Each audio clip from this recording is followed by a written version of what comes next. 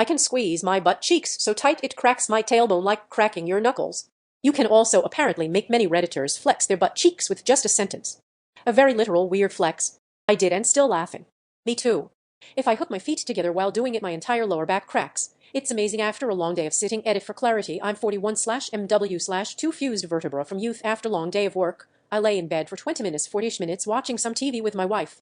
Laying down/deep slouch takes pressure off my spine so it can begin to expand a little from the day-long load I have put on it.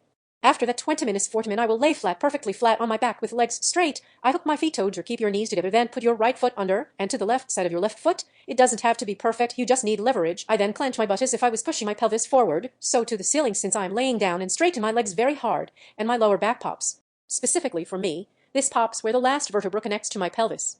The first time I did it was on accident, but I slept like a baby. It took some practice to figure out how to do it again, so stick with it. It took me a long time to figure out that I had to lay down for a while to decompress first. Okay, I can do this too. I'm curious if I'll be able to still do it after I have my L5/Zone fused next week. Yes, I do this, and it's such a relief when my lower back is aching. This is the only thing in this thread I am jealous of. There are dozens of us. Dozens.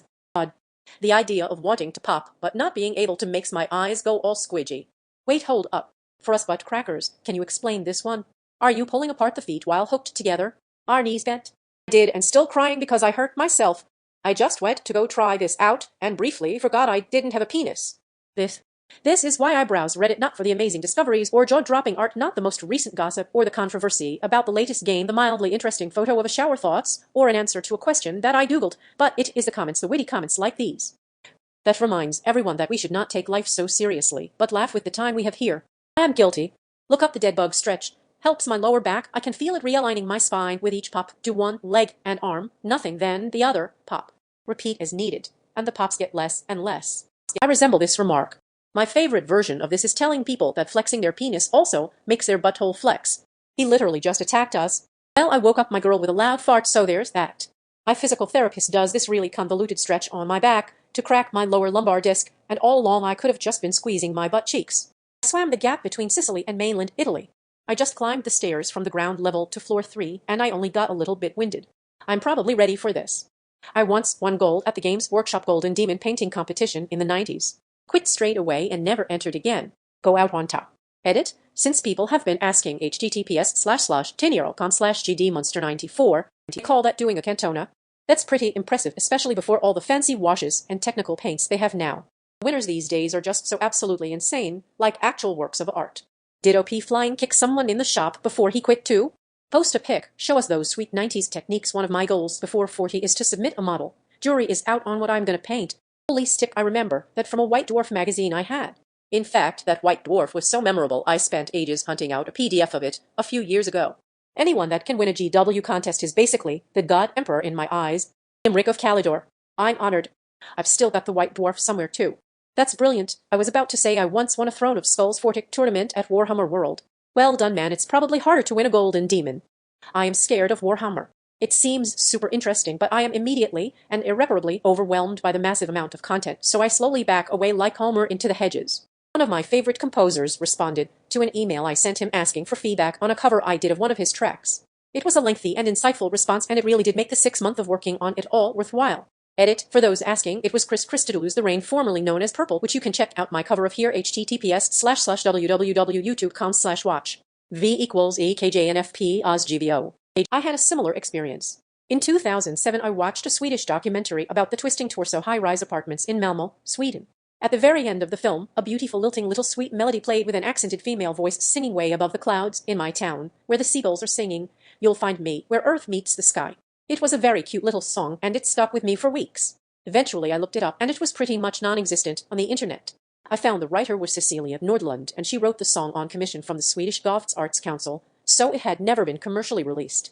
It's not on YouTube, and the lyrics are not on any website known to Google. So I found her email address and sent her an email telling her I'd seen a film in DC, USA, that talked about Malmö, Sweden, and I loved the song. She wrote back, tickled at the prospect that her music had made it as far as DC, and attached the song as an MP3 file.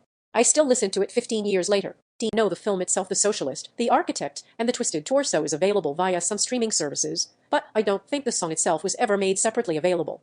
I'll leave that decision up to Cecilia Nordlund if she ever wishes to put her music out there for a wider audience. Is it finally on YouTube? Now I'm curious as to what it sounds like. That's so sweet. I got to interview a living composer for my music history paper in college. The composer even posted it on his website. I reread it recently and cringe a little. My writing skills are much better now and I wish I had done a better job. It's still cool, though. You made me remember I once reached out to a writer on their email that they leave in books. The book I read was so refreshing to dive into after a hiatus of reading that I needed to tell her how much I loved it. She actually responded. Jessie Gage. Forever will love her for that. https://www.youtube.com/watch.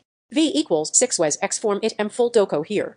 Maybe you can wake her up and let her know 100 people would like to listen and she can share it with us. Can we hear please? I was defending Paul Diano on Facebook. Turns out one of his old friends tagged him earlier in the post. I got told to duck off by one of my childhood idols. Dude never responds to fan mail, emails, or anything. But he will tell people on his side to duck off over Facebook.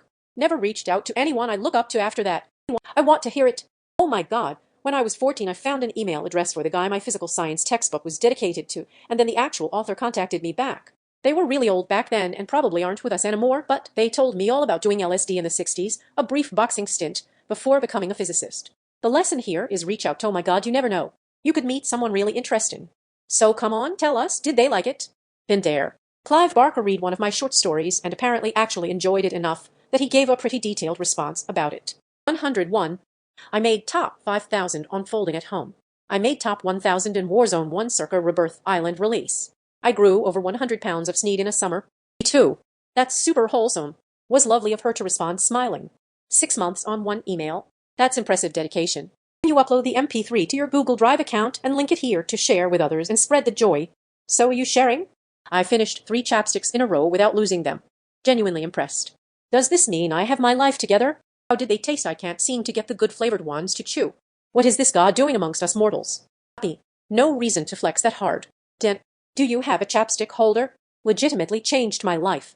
I legitimately don't think I've ever finished an entire chapstick in my life. I thought they were endless. Like, if you ate them, that's more believable. Same. Pack of 3, all finished. They never leave my desk, so it'd be pretty hard to lose them. I have survived a murder attempt and a run-in with a literal serial killer.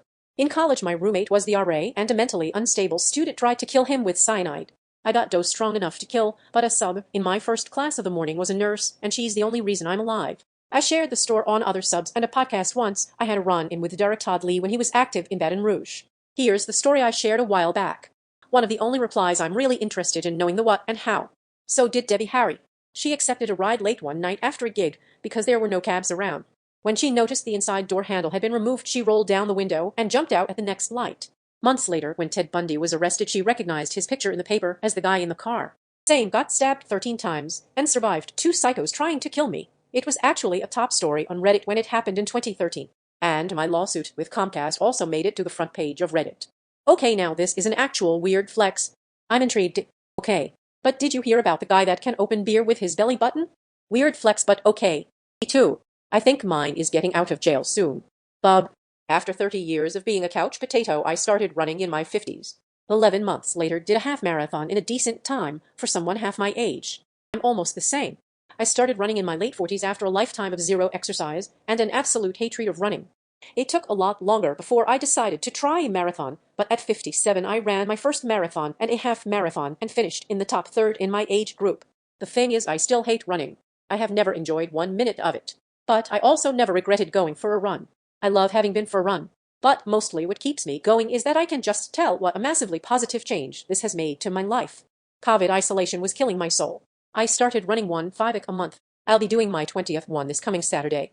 I'm not a great runner, but I was a never runner before, so I'm proud of me. Plus the 5K medals are awesome. You should check out the book I H Red Tea Running and You Can TOO by Brendan Leonard.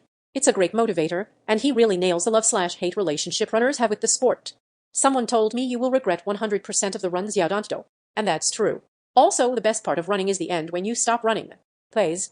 The last 2 marathons I completed, I only did them to help others as a pacer. I had zero interest in doing them. I'm pretty sure I helped quite a few people complete their goal, but pacing sucks the soul right out of you. Late 30s, couch potato, and almost no exercise. I am gearing up to start. The rowing machine arrives this weekend. I would love to hear more about the massive positive changes. I think it would be very motivational for me. My motivation sucks at the moment, and not just at working out. Well, that's not a weird flex, but congrats.